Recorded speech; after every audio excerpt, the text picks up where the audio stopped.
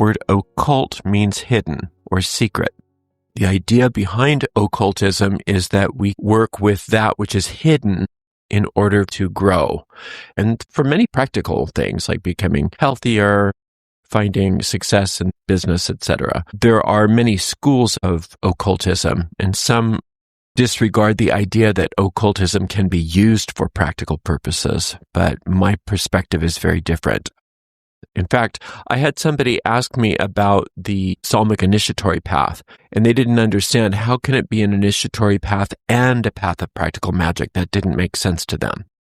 The idea is you do grow as you learn to deal with what's in front of you, rather than removing yourself from your practical concerns and considering what my old teacher used to call highfalutin concepts at the expense of having practical knowledge.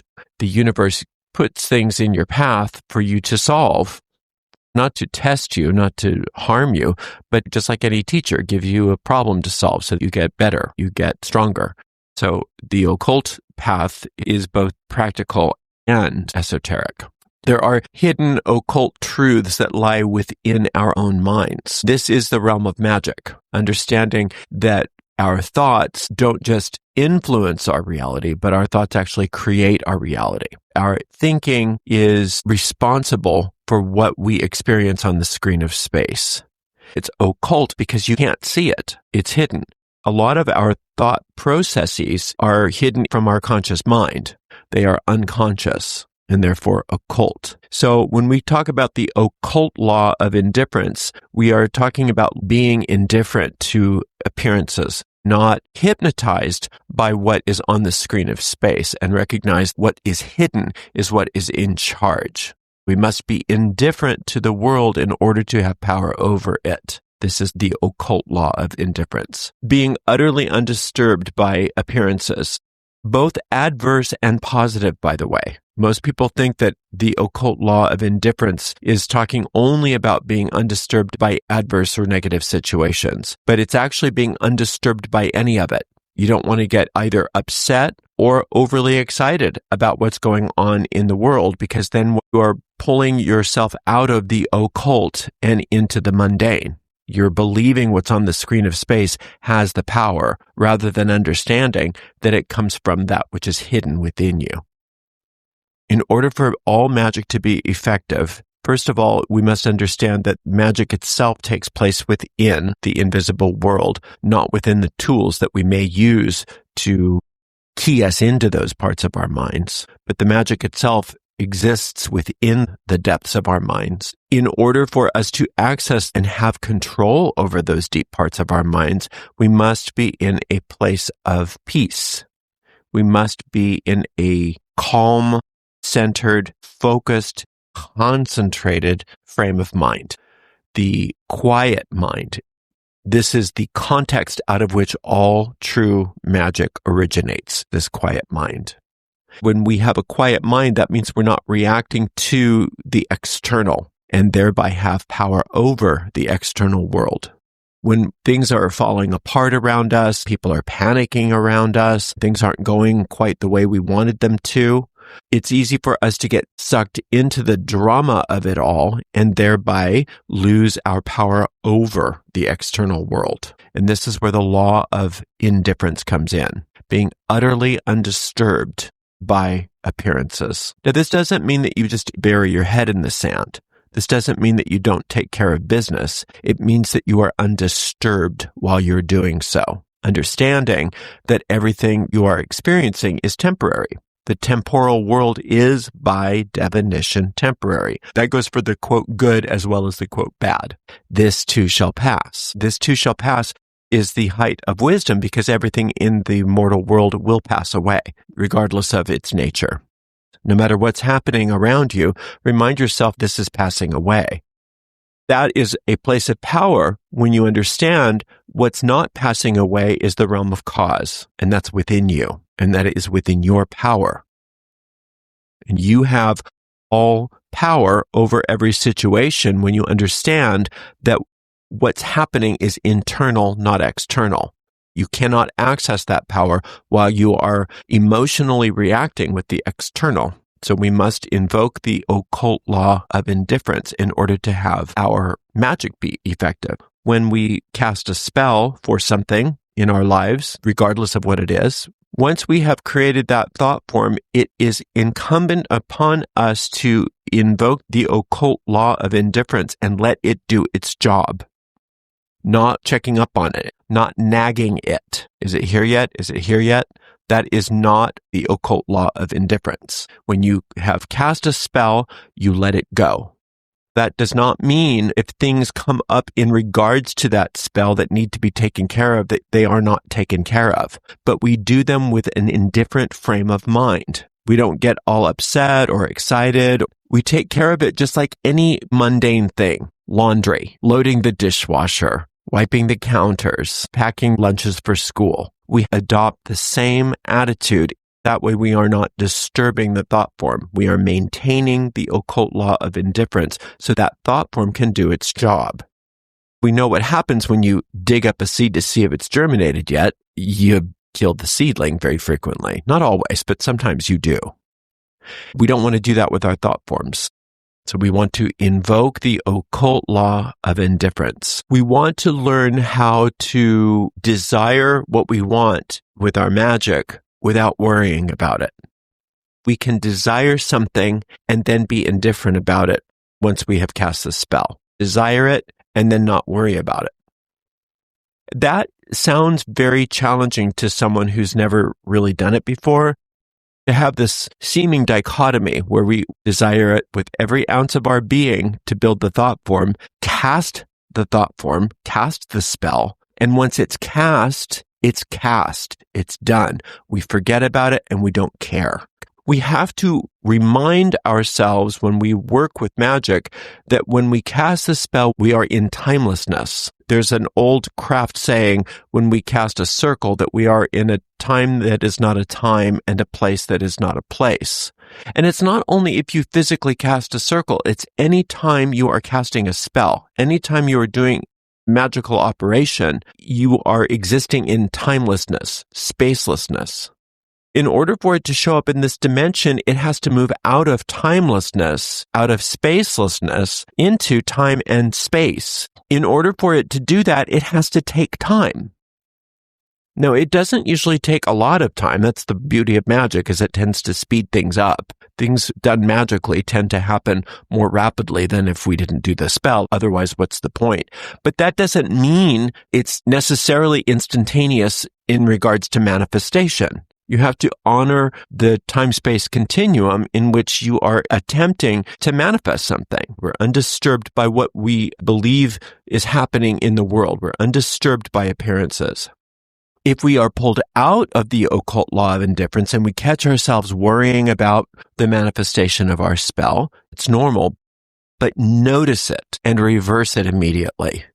What I usually do is very simple. If I catch myself getting pulled into worry about whether my spell is manifesting, I notice it and I say, I call upon the occult law of indifference. All is well. And then I just put it out of mind.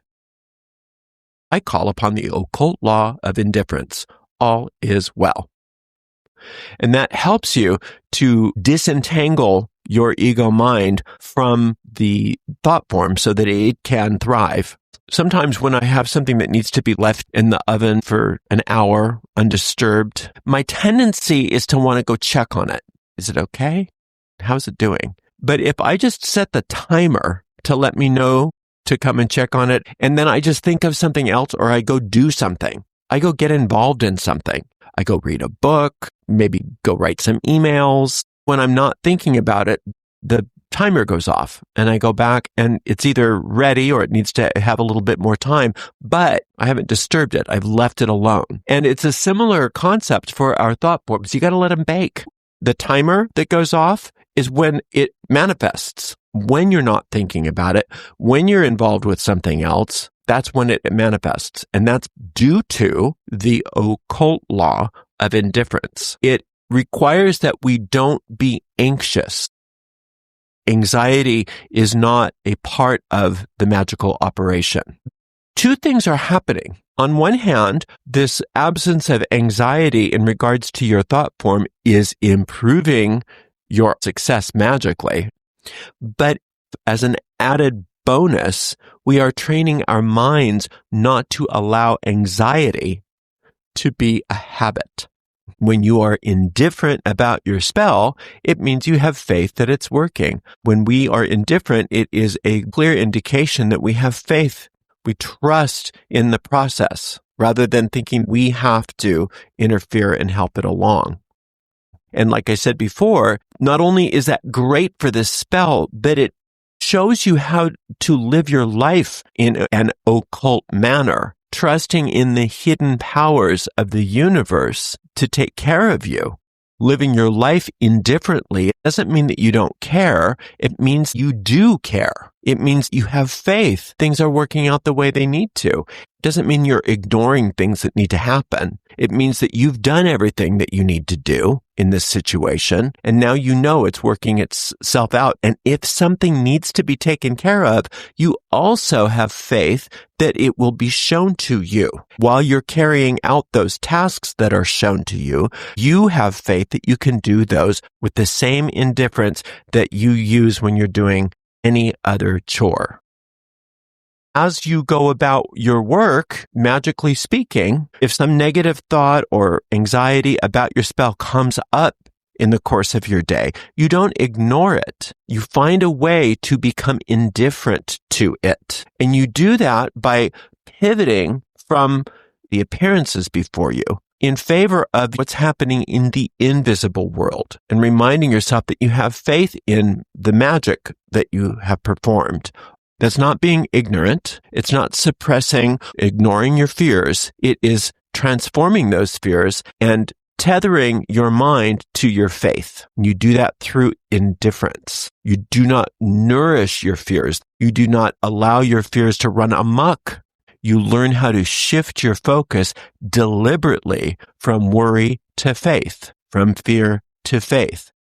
When you do this, not only are you cultivating a strong thought form, but you are also cultivating a strong habit of inner peace. And this is how an initiatory path must be practical.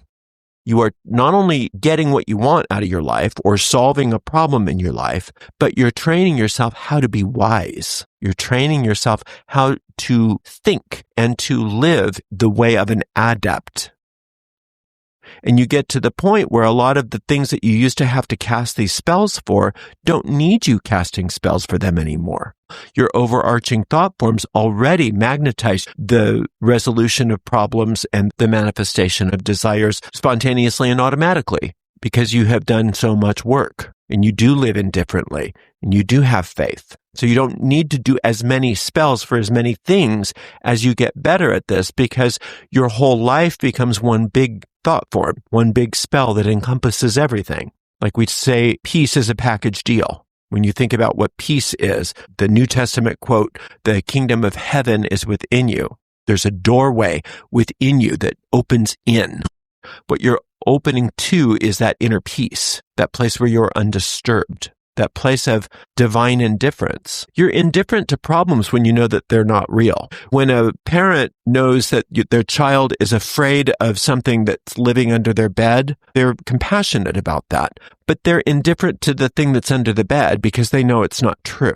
They're not moved by that. No matter how afraid the child is, they're not going to share their fear that this demon is under their bed because they understand that it's not. As we have more and more success with our magic, we tend to carry that indifference with us everywhere. That's just a result of you doing this work over time. Practice makes perfect. But work on it practically with your spells. And when you get your spells working well, you'll notice that your life works better even in the areas that you're not actively casting spells on them. So the law of indifference requires vigilance. It requires practice, but there is a payoff. You get very strong thought forms and you train yourself how to live with greater peace and power in general. You become much more streamlined with your magic. That happens through practice.